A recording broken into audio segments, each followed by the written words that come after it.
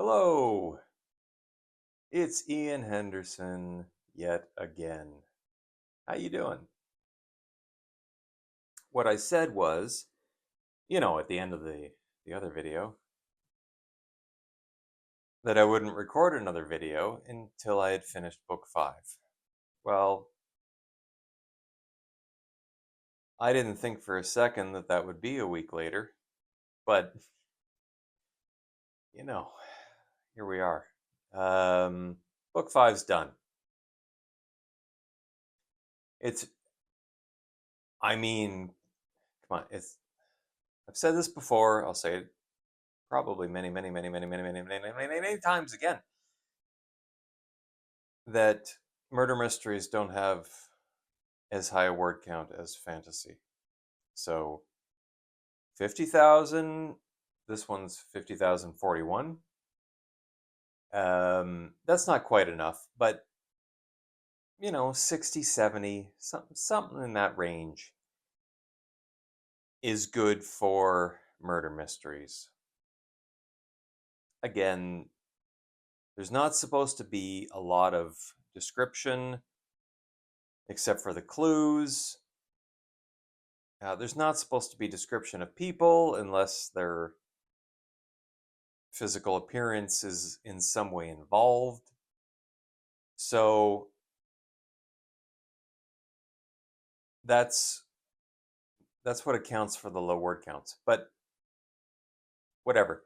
This is draft 1. Doesn't matter. It's not like done, ready to publish. It's draft 1. The whole case, as far as I'm concerned, makes sense. The investigative process, everything in it has logic. So, and there's no placeholders. I never use placeholders. You can't do it. You can't do it in a friggin' murder mystery because you don't know where to go if you don't know where you've been, because all the clues build off of each other. Okay? Why do I sound so preachy? This is just supposed to be like a lighthearted thing. Hello again. Word counts. I mean, I'll put them on the screen. We'll slide over to the side. Here are the word counts. La la la. And they don't matter at all.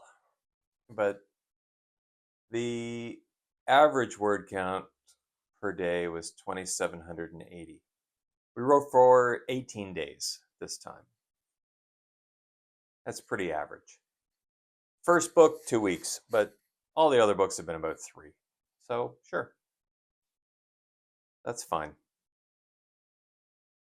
I did take a little bit of time off of work the last few days because, frankly, I was burnt out from work. Work's been tough recently. And since one of the only joys, I mean, there are a lot of joys in my life, but one under my control is writing. So my back, I kind of threw out my back. I don't know, probably scooping cat. Well, it wasn't scooping cat litter. It was friggin' being hunched over my computer, not writing, but doing work. So I took a few days off there. I'd worked an extra 40 or 60 hours over the last couple weeks at my normal job. And so I needed some time off. And I spent that time, well, sleeping in a tiny bit, the tiniest of bits, and then writing because it was very enjoyable. And frankly, this is a very comfortable chair.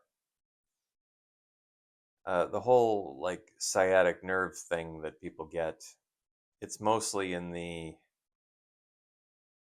getting up and sitting down and trying to lift heavy things and all of that. When you're in a comfortable position, you can pretty well stay there. And if you take Robax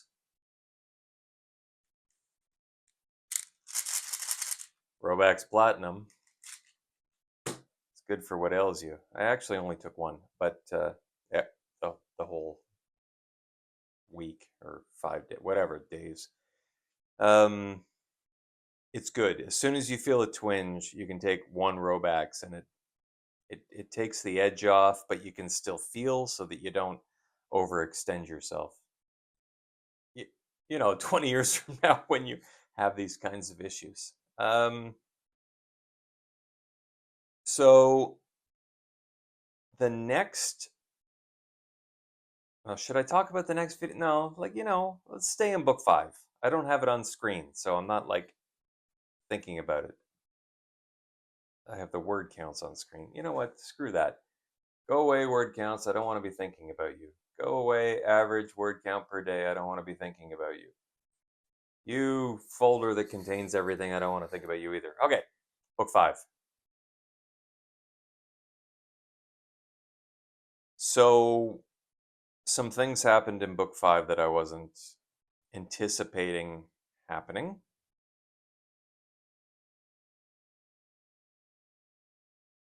Miles and Marjorie developed a little bit of a thing. Not that it didn't progress into anything, but I think, I don't know what the technical term is.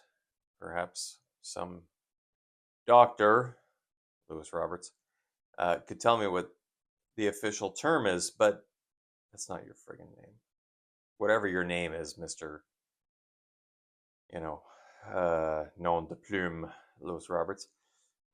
Maybe you could tell me what the term is, but proximity romance.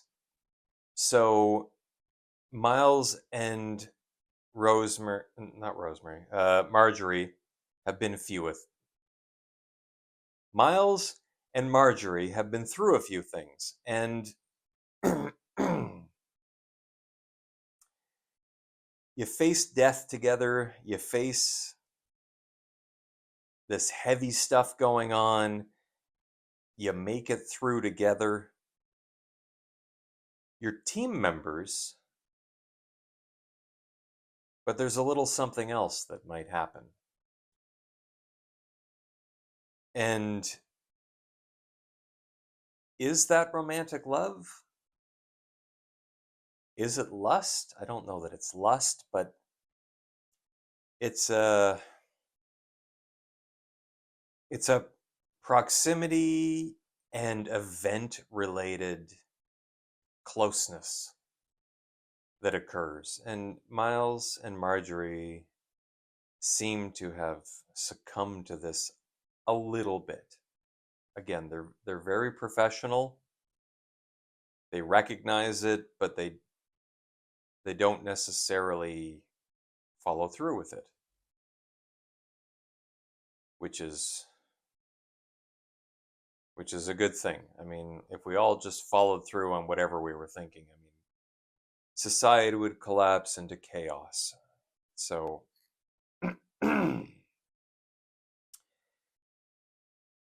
that's that.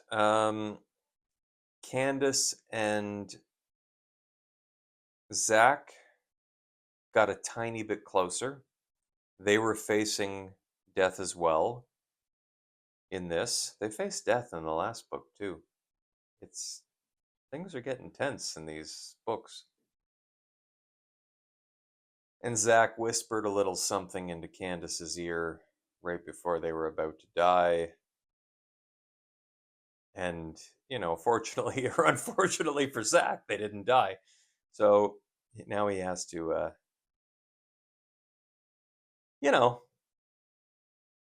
were you telling the truth kind of thing? And yeah, he was. So I didn't actually write down what he whispered in her ear.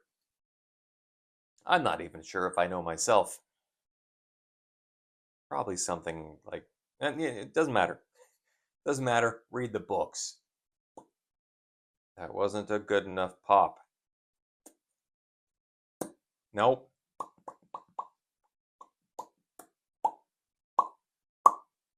Okay. There you go. There's a pop. Geez, it takes like a certain amount of suction and lubrication to make the right pop.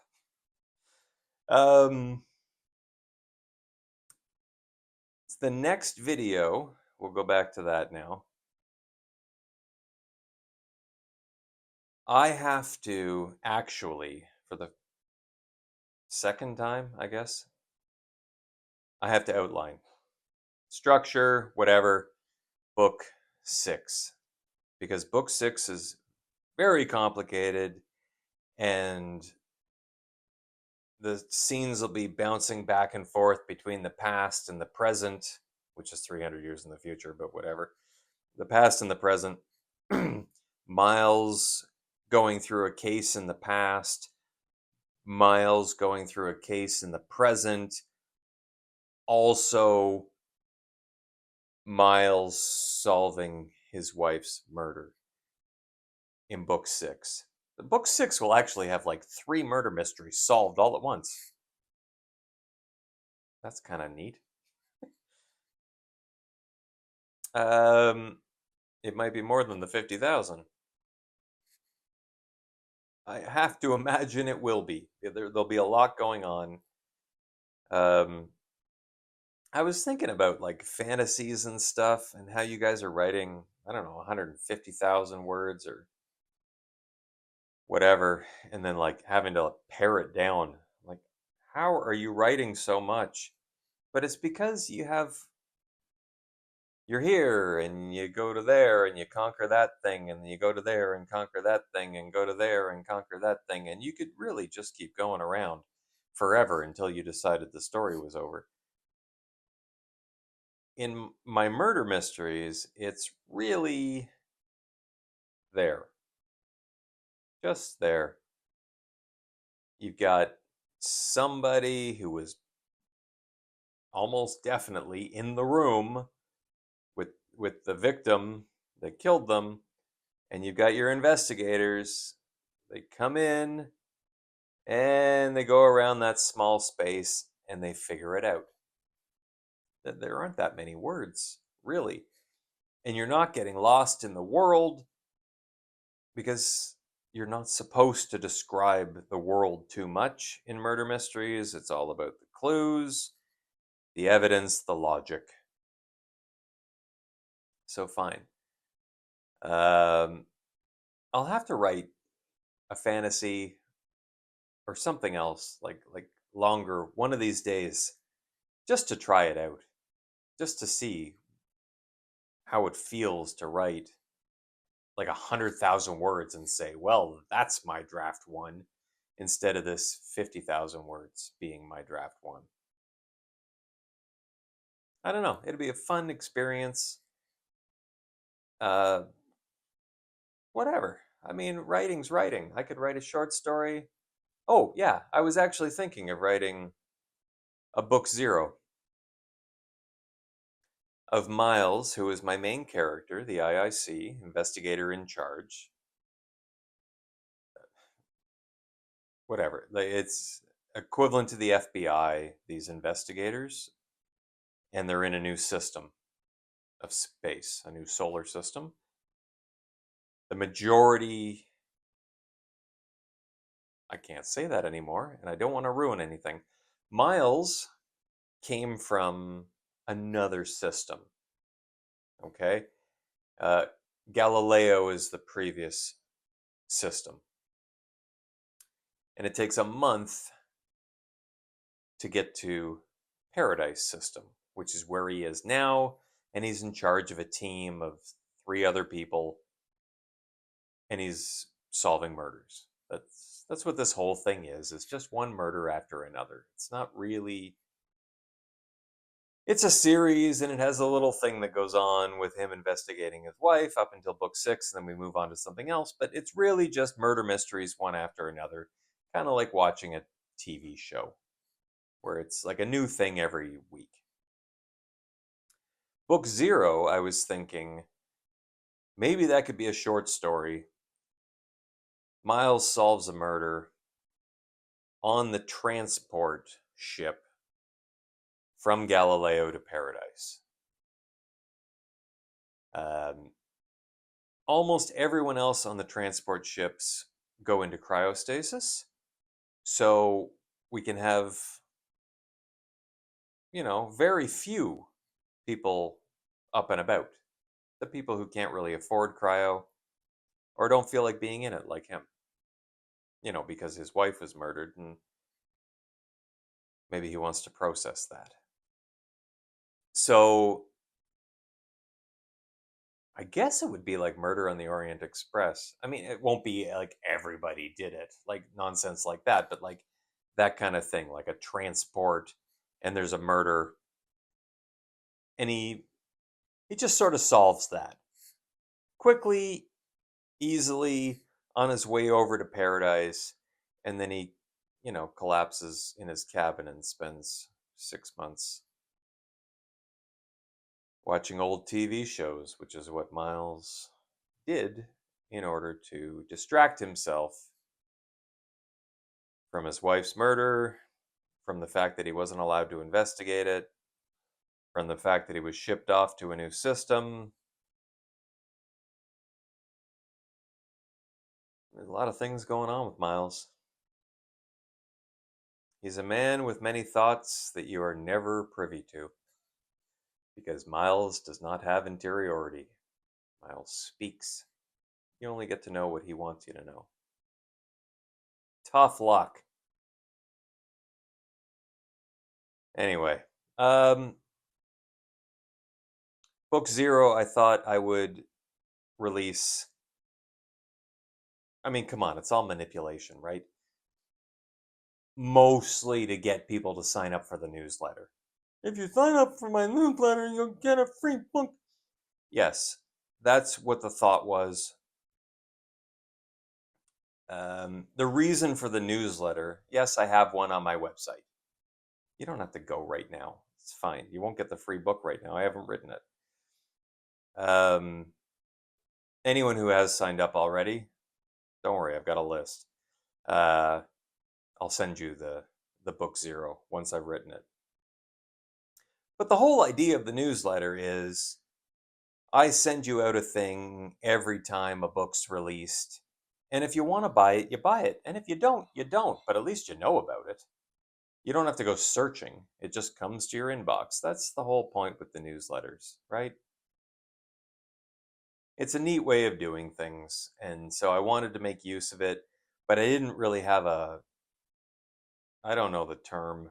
Sorry, I'm not up on my marketing stuff. The hook or the draw or the lead generator or whatever the hell it's called. So I thought, okay, maybe I write this book, and the book 0, and anyone who wants to read Miles on his own without any of these other investigators solving a murder in ways that only Miles can do, maybe you want to sign up for the newsletter and read about that happening. I mean, I could even do that'd be simple enough. I could do the audiobook myself, and I could put that up there too. And I'd just like send it to you. I mean, it's not like there's 20,000 people that are going to sign up for this friggin' newsletter. There's 10. Here you go, 10 people. Here's the book, here's the audiobook. Knock yourselves out. That's what I was thinking. So maybe we'll do that. But first, we have to write book 6. Okay, that's next on the agenda is to plot, outline, whatever. Book 6, write it, then write book 0. Put book 0 on my website with a code or whatever the hell. Then start going through revising 1, 2, 3, 4, 5, 6. Send them. I mean, book 1 already went to an editor, but maybe it could stand to go again.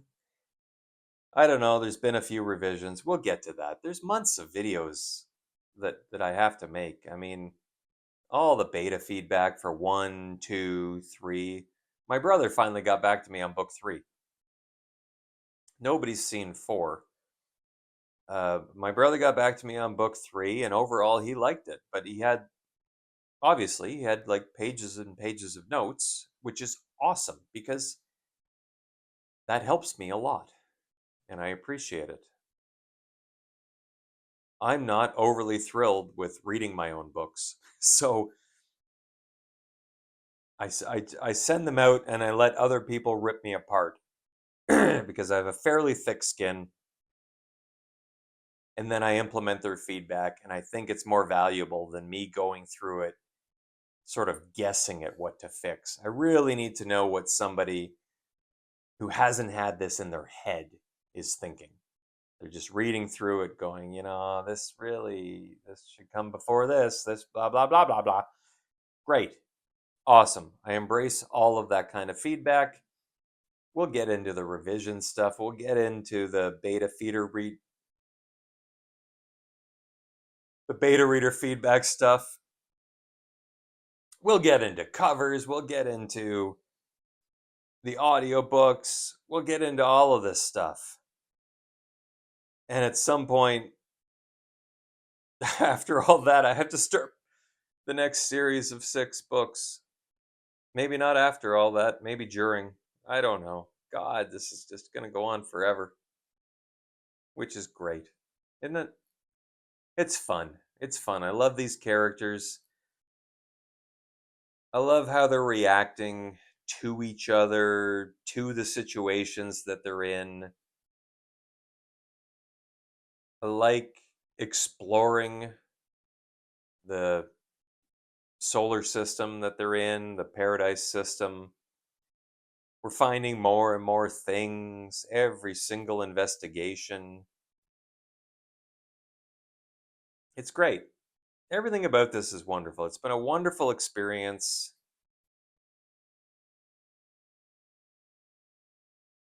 Except, I wasn't going to say this.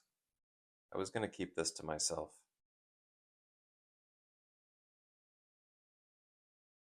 Every once in a while, it'd be nice to just launch off an email. Hey, this is the last thing I wrote. What do you think? And someone actually responds. I don't have friends. I don't really have any friends. I have coworkers and I have old friends. I don't have current friends. Coworkers, they have their own lives. AuthorTube people that I've been fortunate enough to speak with a couple of times, they have their own lives too. They're not really interested in seeing old man Ian's nonsense that he sends them. And I understand that. I respect that. Every once in a while, it'd be nice to just throw something off and be like, hey, what do you think? And someone actually responds. That's not the stage we're at. Perhaps at some point in the future, I make some more writer friends, maybe even in the community, but they'd all be French, so not necessarily. But that's my thinking. So I've been trying to make friends online, people that don't mind hearing from me, but my stories have a particular tone about them. They have a more aggressive, male, fast-paced, non-romantic tone, and not everybody wants to read that. So I respect that, but I'm just talking, a little bit out of my ass here. But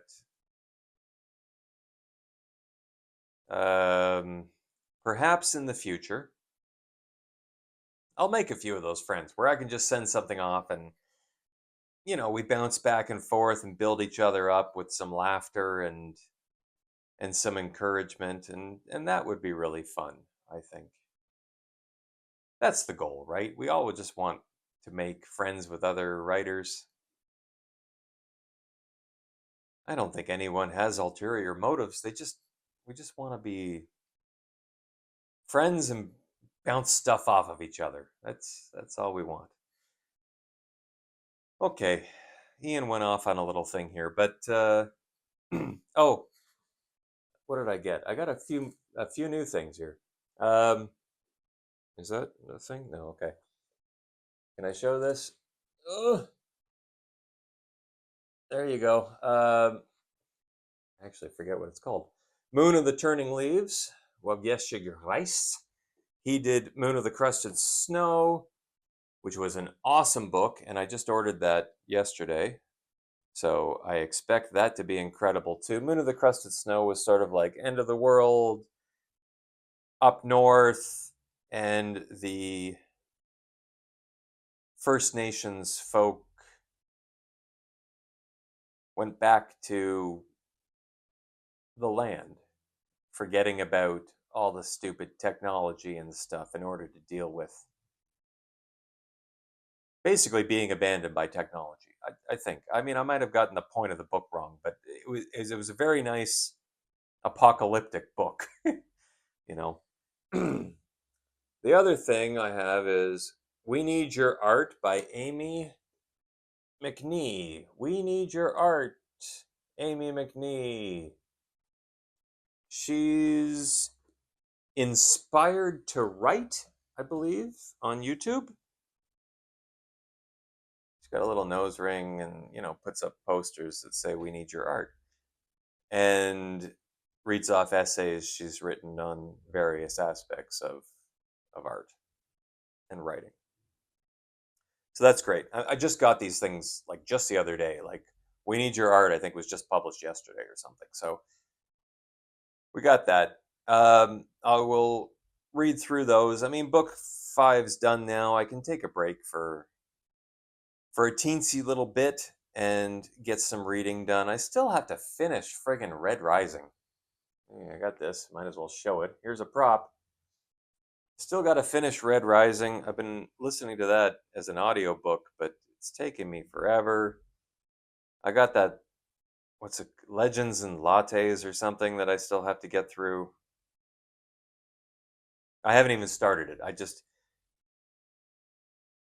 When I'm writing, I write. I'm not looking to read other things. When I revise, I might read things that are in my genre, that I feel have the same authorial voice that I want, and I might write out a, a few pages, get the feel for it, and then go through my revisions with that voice in my head, because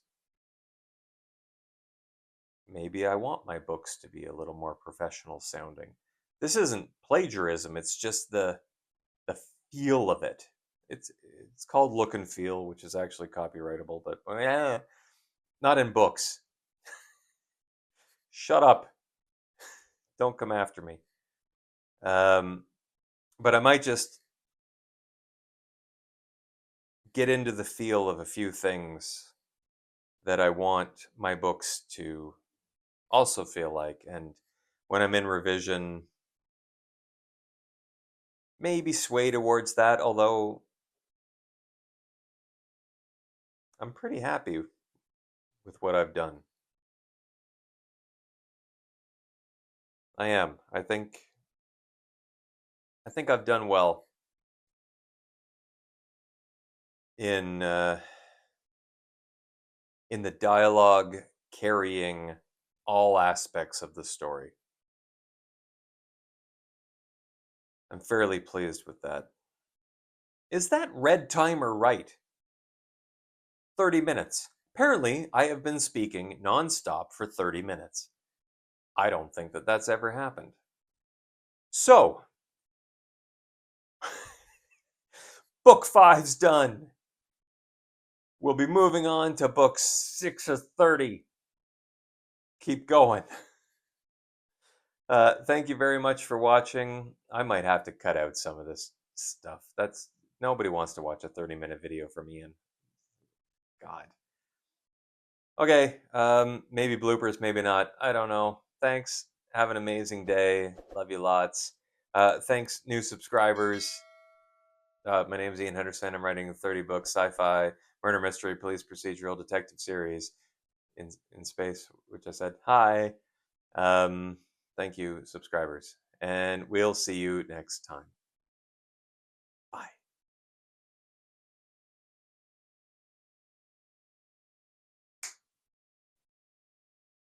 Christ, 31 minutes.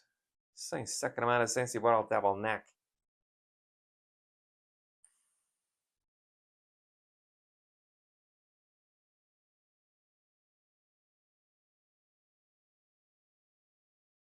Tu peux parler, moi. Films are good. Bon, ça suffit. Give me the thing. Where's the phone thing? Look at yourself. Ah, ah. Where are you? There you are. Ah, ah. Okay. Bye, bye, bye, bye, bye, bye, bye. Now.